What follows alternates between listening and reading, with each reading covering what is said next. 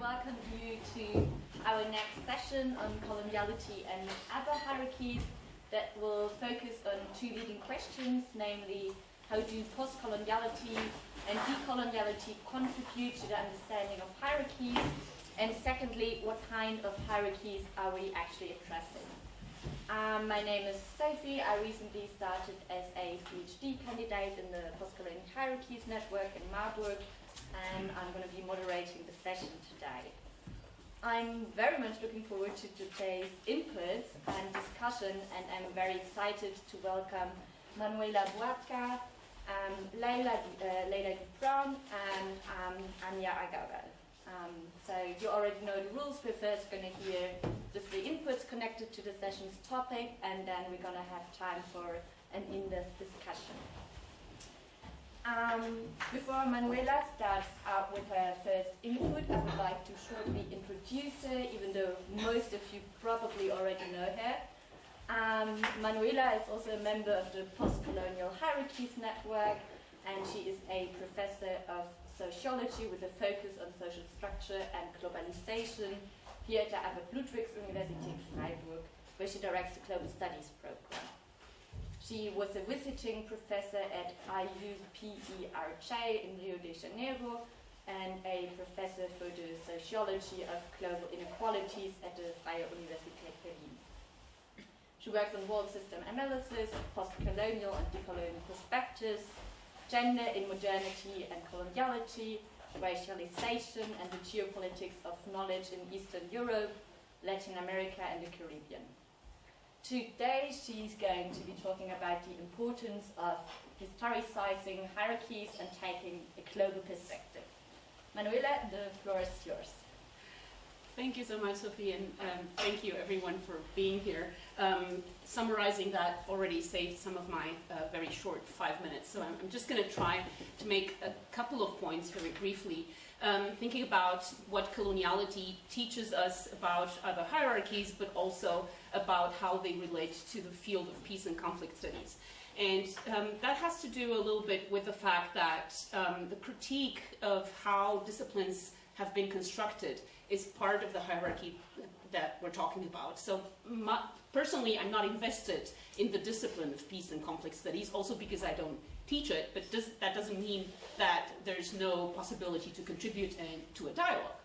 I have studied literary studies, so English and German philology back in Romania, and then sociology, and these are two fields that are normally not seen as talking to each other or that necessarily have anything in common enough to constitute a career academically. So this brings me to the point that I think we should be discussing in more detail, maybe in the Q&A, the fact that, yes, hierarchies are constantly produced and reproduced, and this is the focus of our network, but hierarchies also travel, and they shift as they travel, and they shift as we become aware of them. So I was born in Romania in a middle-class, white middle-class family in the capital that was already part of a national hierarchy, but that was the part that I was aware of. What I was not aware of was the invisible or invisibilized hierarchies that were not so much discussed, namely the fact that with respect to the very racialized Roma population in Romania, I was white. But nobody talked about being white in Romania because that was not the language of the state socialist regime to begin with, and that was not the moment of discussing whiteness and race, which was also seen as not belonging to Europe at all. Race being the kind of either a US or UK context or something that pertains to colonial context. Now, not being raised to think that I was white meant that I was raised to think that I was European. But moving to Germany made me realize that all of a sudden in the German context, it was not very clear. It depended on the context. It depended on my passport. It depended on specific situations, whether or not I was being seen as exactly white, because this was a way of passing as white because of Europeanness. So this means that I am very much making a plea for our historicizing our understanding of hierarchies, because yes, we produce and reproduce them, and institutions do so, and different contexts do so, but unless we go back long enough in history to understand how they were produced and reproduced, we will be stuck in a kind of snapshot moment, a snapshot analysis of what it is that is being reproduced today or tomorrow or in the post-colonial present. And this is a bit my difference with the terminology post-colonial, which despite a lot of critique directed at its etymology and saying, well, it's not just the post, it's not just the after, because in that understanding, indeed, we have never been post-colonial. But the fact that it's understood as a post moment means that we tend to focus on the present. Yes, there were colonial legacies, but let's focus on how we can dismantle hierarchies today. If we don't understand how much race and racialization today has to do not only with the trade in enslaved people for centuries, linking 3 continents, but also race and racialization have to do with the enslavement of Roma people in Romania, at least for 500 years, so really comparable, but not in terms of comparing to different contexts, but in seeing how much of these processes of racialization still shape the hierarchies that we'll live with today. So I know for historians among us, this is a kind of a banal point. Like, yeah, history matters, colonialism matters, enslavement matters. But that's, at least in my discipline, is not what we talk about. It is kind of saying, what are you doing that is wrong? Looking at my own country, in my PhD thesis was, okay, well, you're from Romania, you have to write about theories of social change in Romania in the 19th century, that's okay.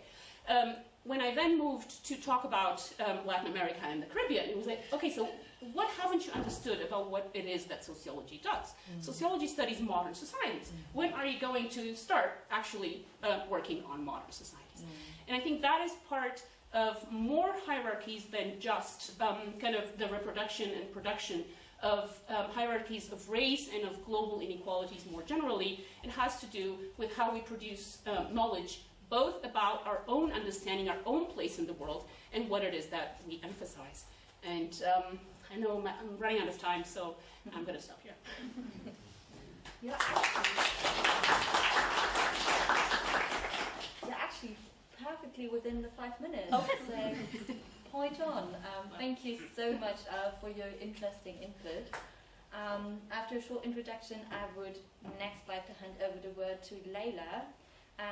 Layla Brown, thank you so much for joining us today and traveling all the way from Boston, if I'm rightly informed, yes, to enrich our discussion here in Freiburg. Great you could make it. Layla is an assistant professor of cultural anthropology and Africana studies and affiliate faculty at Women's Gender and Sexuality Studies at the Northeastern University. She is also a senior researcher fellow at the Center for Global Cooperation Research at the University of Duisburg-Essen, and was also recently a research and writing fellow at the Institute for Advanced Studies in Johannesburg. In her research, she focuses on Pan-African, socialist, and feminist social movements in Venezuela, the US, and the broader African diaspora. And today in her talk, she'll focus on racial capitalism and racial hierarchies. Okay, so as eloquently as Manuela dealt with 5 minutes, I probably am going to go over 5 minutes. I just feel like flying across the ocean in 10 minutes. But I will also say that, just kind of introduce myself as a reluctant academic, a willing intellectual, and a fledgling activist. So I just want to say that. And I want to kind of start with just a kind of interesting anecdote. So when I got here, so my father is one of my primary interlocutors when I think about my research. My father's a construction worker who does not have a college education. And so when my father asked me about what I would be doing today, we had this text exchange. He said, what kind of hierarchies are we discussing?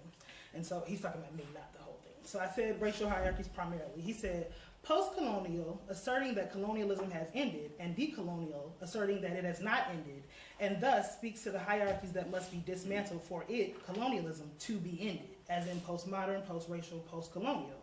So then I made a joke. I said, oh, yeah, you're pretty smart. He said, post-capitalism, post-neo-colonialism, post-imperialism, post-settler colonialism, post-Zionism, post-apartheid, post. Where there is oppression, there are hierarchies. Post-exploitation and post-oppression is what ends hierarchies. Keeping the oppressed and exploited masses ignorant, miseducated, disorganized, divided, and confused is where hierarchies thrive. And so that kind of gives some context about who I am and how I see myself in the world, and why I always talk about myself as a sort of reluctant academic but a willing intellectual, because I think about my father as one of the most intellectual people I know without any kind of academic credentials. And so I kind of wanted to start by thinking about two kind of quotes together. So, Marx famously said that philosophers have hitherto only interpreted the world in various ways, but the point, however, is to change it. And I don't know if you all are familiar with Ndai, who was an Afro-Guyanese, she's a Caribbean feminist, and there's a book of her collected essays that has been named as such. But she has this sort of quote that says, old foundations are crumbling and new ones are yet to be imagined. And I think the reading of that quote was used to think about what it means to say that the point of all of this is to change the world, right? Interestingly, though, she was not actually talking about philosophy or history. She was actually talking about climate change in the context of the Caribbean. She was talking about weather patterns and the sort of major economic implications for the Caribbean, in particular, in light of sort of structural adjustment programs, right? And so she's thinking about what it means to call for a new imagination, and what we need is new imagination in order to think about and change the world. And I'm also so some of the things that came up earlier today made me raise some new points in this talk that I definitely want to share this kind of excerpt. So I do some of my research in the Venezuelan context on Pan-Africanism. And one of the ways that I have been able to explore that, actually two of them have been both from the state level down and from grassroots movements up. But it was really, I think, more actively, you were really able to observe it more actively under the Chavez era, because things are slightly different now under Maduro's leadership and whatever.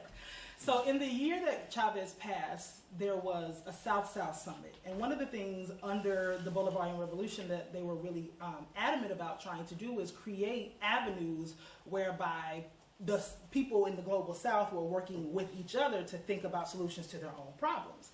And one of the last things that he wrote was this letter to Africa. And in this letter to Africa in April, just months before he passes, he says, "I say this from the depths of my consciousness. South America and Africa are one single people. The depth of the social and political reality of our continent can only be understood within the womb of the vast African territory from which I am sure humanity originates.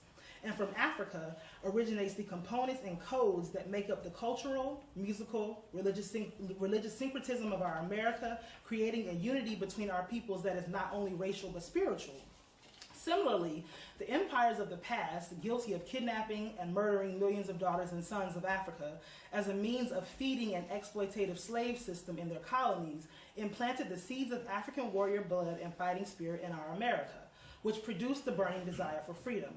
Those seeds germinated our land, engendered men as grand as Toussaint Louverture, Alexander Pétion, José Leonardo Chirino, Pedro Camejo, and many others, resulting in the initiation of an independentist, unionist, anti-imperialist, and restorative process in Latin America and the Caribbean over 200 years ago. Then in the 20th century came Africa's liberation struggles, her independence and her neo-colonial menaces, her heroes and martyrs, including Patrice Lumumba, Amilcar Cabral.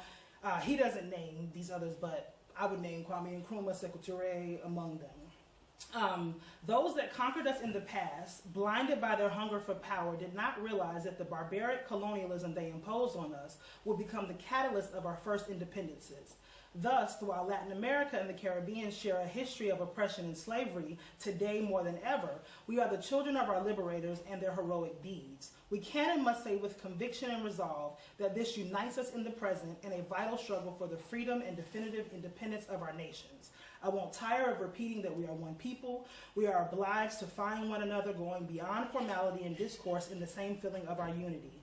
Together, we must dedicate ourselves to creating conditions that allow us to rescue our people from the maze that we were thrown into, first by colonialism and then by the neoliberal capitalism of the 20th century. And what I want to say about the connections, as an anthropologist who does work on social movements and constructions of race in the US and in Latin America, anthropologists like to fancy themselves people who are overly concerned with cultural specificity. And one of the things that I think is really important and that I struggled with while I was doing this work was trying to make it make sense to my committee why I was interested in studying social movements in relationship to theoretical historical understandings of Pan-Africanism on the continent with contemporary social movements in Latin America and the US. They felt like that was a big, broad, general thing. But for me, I consider myself an anthropologist of the African diaspora. And when we think about the experiences of the African diaspora, then we have to have these sort of broader conversations about racialized hierarchies.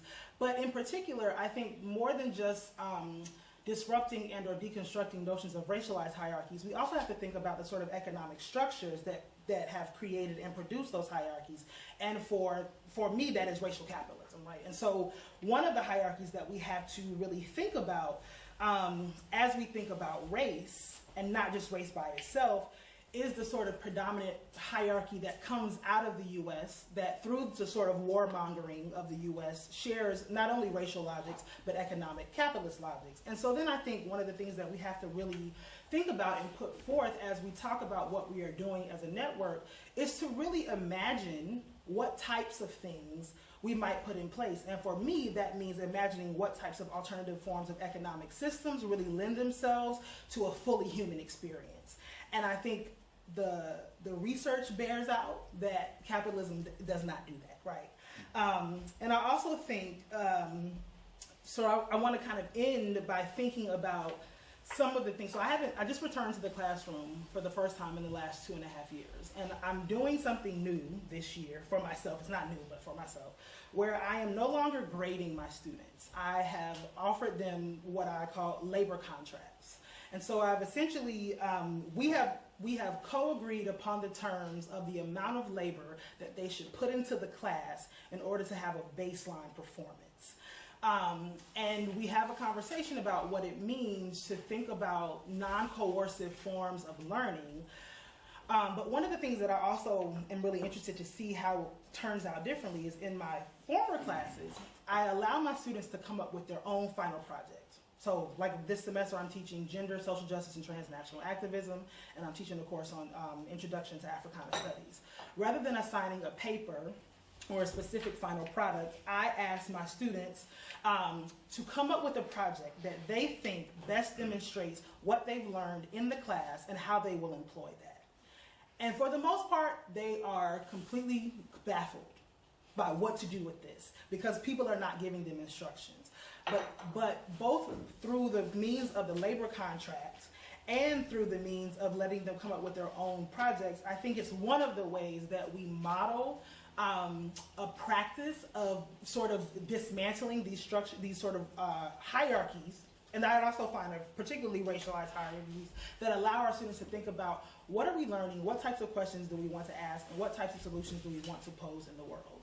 So I'll end there.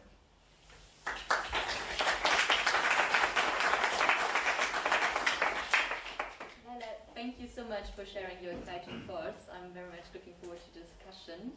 Before we, however, dive into our discussion, last but not least, I would like to now invite Amya Agarwal for our last input. I hope I pronounced your name correctly. Perfect.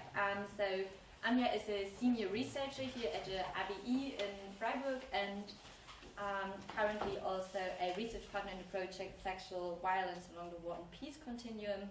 She is also an associate fellow at the Center for Global Cooperation Research in Duisburg. And her research focus is on gender in peace and conflict studies, critical masculinity studies, and resistant movements in the global south, particularly South Asia. And because it just came out very recently, I quickly want to mention Amya's book, Contesting Masculinities and Women's Agency in Kashmir. So Amya, I'm looking very much forward to your input. Thank you so much, Sophie, for that very warm introduction and the details of the work profile. Thank you so much for that. I'm also very much thankful to the Hierarchies team for actually inviting me for this discussion and the opportunity to share my thoughts on hierarchies from a post-colonial and decolonial perspective. To keep my input brief, I would share 3 observations based on my research. Just to give you a little background of my research, as Sophie already mentioned, I have recently published a monograph. A little self-promotion would not hurt. So this is a monograph based on a 3-year-long ethnographic field research in the Kashmir Valley, based on 7 different districts, and I analyzed the militarized masculinities of both the state and non-state actors and how then women's agency is located within that contestation of masculinities in the conflict. And I conducted this research during the period when I was affiliated with an Indian university, the Delhi University to be precise, and I was a scholar based in the global south. So I am going to present some fragmented thoughts that have troubled me during the course and after the course of my research, and they may actually help in reflecting upon the complexities of hierarchies, and hopefully my frustration may find a space here in your ongoing discussions around the Hierarchies project. So first is the question of context. Why are some conflict-affected contexts more known and more thought about in the West? And I mean, this is not something new. I'm sure you're already aware of this, but my own frustration is that now that I'm based in a global North country, a Western country, and when I go for presentations of the Kashmir conflict and present my research on Kashmir conflict, a major chunk of the time of my presentations goes into explaining the context of Kashmir and of a conflict in India, in the Indian context. So why is it that certain contexts are more are disseminated, the information around them or the knowledge that is produced around these conflict contexts are more important than other contexts? The second is about field research. The need to reflect upon the disparities with regard to 3 or 4 main aspects which I find very disturbing is firstly the differences between the institutional support that is provided to field researchers based in the global North and the global South. Second is the funding. And third is the training of the field researchers with regard to field research in conflict and sensitive areas. And the last is about networks. So there is always this attempt to sort of universalize the struggle of field researchers, both based in the global North and South, and talk about their experiences and challenges. But what gets lost in these conversations is the fact that there are major disparities with regard to what kind of institutional support do they get based on the affiliation of the different universities that they are based in, based on the funding that they receive for the projects. I mean, being a PhD student from Delhi University, I did not have any sort of training in field research methods, and it was just directly entering the field and learning on my own, right? And here, when I taught very recently in the University College of Freiburg, I see undergraduate students already aware of qualitative research methods, about research methods, how to enter the field, what could be the ethical challenges, and so on, right? So there are disparities which also need to be reflected on more carefully. And these solidarity initiatives and the community building initiatives are very important, no doubt, but also it is important to reflect that whose voices are getting amplified in these kind of solidarity initiatives and community building initiatives. And the third observation is about my own research topic, which is on masculinities. And I mean, the existing critical scholarship on men and masculinities in conflict-affected society has been very useful in understanding how masculinities operate in conflict areas, and I have myself used those theoretical parameters.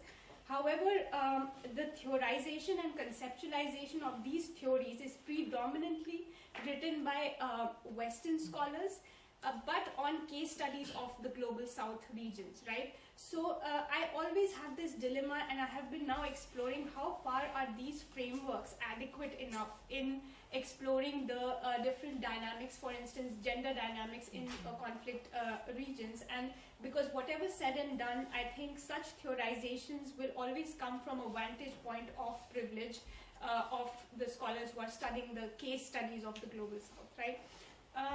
Yeah, I mean, these are some of the thoughts that I have been reflecting on lately, and I'm also imagining the ways in which these can be articulated and presented. And I thought this was sort of the perfect space to discuss these problems and dilemmas. And lastly, speaking as a field researcher who has worked both in the Global South country with an affiliation of a Global South university, and now as a remote supervisor of field research in the same region with a Western affiliation, I will end by saying that collaborations are very important, no doubt. I mean, North, South, South, South, but reflecting on who is getting benefited from these collaborations and who is at risk in those collaborations, especially in the field research and sensitive areas, is something we must reflect when we are talking about dismantling hierarchies. Thank you.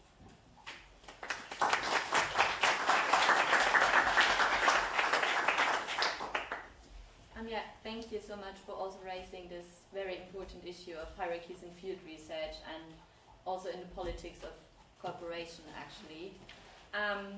Thanks a lot to all three of you for your sharing your thoughts. I'm very sure we could actually just go on listening to you all day long.